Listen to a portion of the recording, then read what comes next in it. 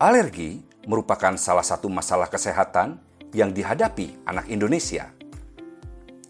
Kejadian dermatitis atopik pada bayi usia 0-4 bulan di Indonesia mencapai 11%. Sebanyak 10,5% batita di Indonesia mengalami alergi makanan.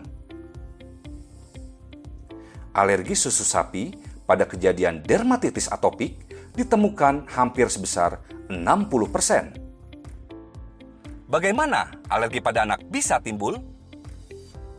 Alergi adalah suatu hasil dari interaksi faktor genetik dan faktor lingkungan. Di antaranya adalah faktor usia. Makin dini terpajan dengan faktor lingkungan, maka reaksi alergi itu mudah terjadi.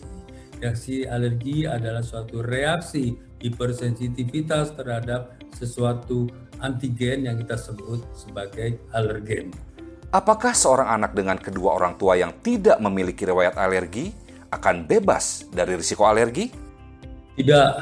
Hasil penelitian menyebutkan bahwa walaupun tidak ada riwayat alergi, baik salah satu atau kedua orang tuanya, sekitar 5-15% anak masih punya risiko alergi.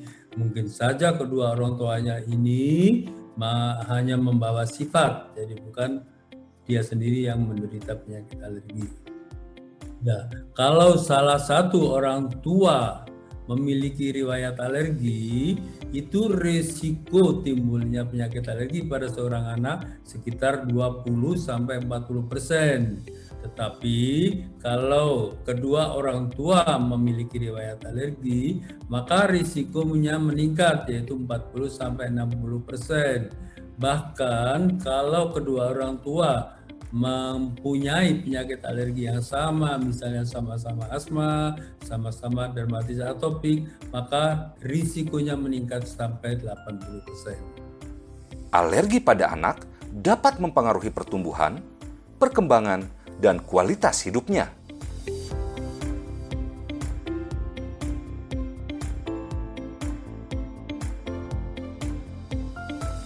Berdasarkan penelitian yang dilakukan oleh Robbins dan kawan-kawan tahun 2014, anak dengan alergi susu sapi menunjukkan berat badan dan persentil IMT yang lebih rendah dibanding anak tanpa alergi susu sapi.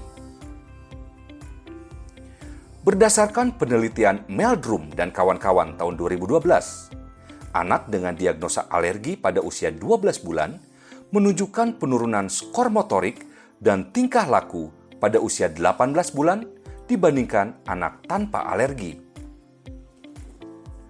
Biaya per tahun yang dikeluarkan untuk perawatan dermatitis atopik di Indonesia berkisar antara 9 hingga 13 juta rupiah.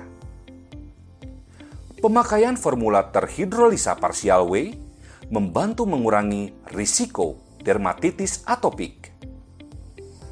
Berdasarkan penelitian Boatman dan kawan-kawan tahun 2019, pemakaian formula terhidrolisa partial whey pada bayi yang tidak mendapat ASI eksklusif dengan risiko tinggi alergi, mengurangi risiko dermatitis atopik, dan menghasilkan penghematan biaya sebesar Rp4.444.512 dalam 6 tahun dibandingkan dengan susu sapi dengan protein utuh. Penggunaan formula terhidrolisa partial whey selama 17 minggu pada bayi dengan risiko alergi yang tidak bisa mendapatkan ASI menunjukkan penurunan risiko dermatitis atopik dan menurunkan biaya terkait alergi.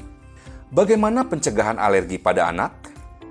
Seperti saya sebutkan tadi, bahwa penyakit alergi adalah hasil interaksi antara faktor genetik dan faktor lingkungan. Yang bisa kita kontrol adalah faktor lingkungan. Faktor lingkungan ini bisa berupa makanan atau non-makanan, seperti lingkungan dalam sekitar kita. Nah, faktor makanan, seperti kita ketahui bahwa bayi baru lahir makanannya hanya susu. Untuk ini, maka kita usahakan untuk memberikan air susu ibu secara eksklusif sampai 6 bulan. Kenapa demikian? Karena kita ketahui bahwa protein susu dari ASI adalah protein dari ibunya sendiri, bukan protein asing. Yang kedua, pada ASI juga banyak kandungan-kandungan zat-zat yang penting untuk pertumbuhan sistem imun pada bayi yang disusui melalui saluran cernanya. Nah, selain itu juga ada kandungan-kandungan zat-zat yang dapat mencegah kejadian penyakit alergi atau penyakit inflamasi yang lain. Bagaimana kalau seorang bayi karena sesuatu hal tidak bisa mendapatkan ASI eksklusif tadi? Maka boleh diberikan sampai saat ini, yang tetap masih kami anjurkan adalah pemberian formula susu sapi yang terhidrolisis baik parsial atau ekstensif. Walaupun akhir-akhir ini banyak penemuan-penemuan baru, selama itu belum konklusif, maka kami masih tetap menganut yang lama, yaitu menggunakan formula tersebut untuk pencegahan. Nah, kemudian faktor lingkungan juga penting. Yang penting, paling penting adalah jangan sampai bayi, baik itu sejak dalam kandungan atau lain, terpajan oleh asap rokok, karena asap rokok itu mengandung zat-zat yang dapat merangsang terbentuknya mediator-mediator inflamasi yang baik menimbulkan alergi atau penyakit inflamasi yang lain. Selain juga akan mengganggu perkembangan parunya, ya. Nah, kemudian faktor lingkungan lain seperti kita harus melakukan kebersihan lingkungan supaya tidak banyak tungau debu rumah, kemudian debu binatang-binatang peliharaan harus kita bersihkan dengan baik. Ya. Jadi semua itu penting, tapi yang jangan dilupakan juga, yang paling penting juga adalah menentukan risiko alergi tadi supaya kita bisa tahu ya seberapa penting yang kita lakukan pada anak yang mempunyai risiko alergi, terutama yang risiko alergi tinggi.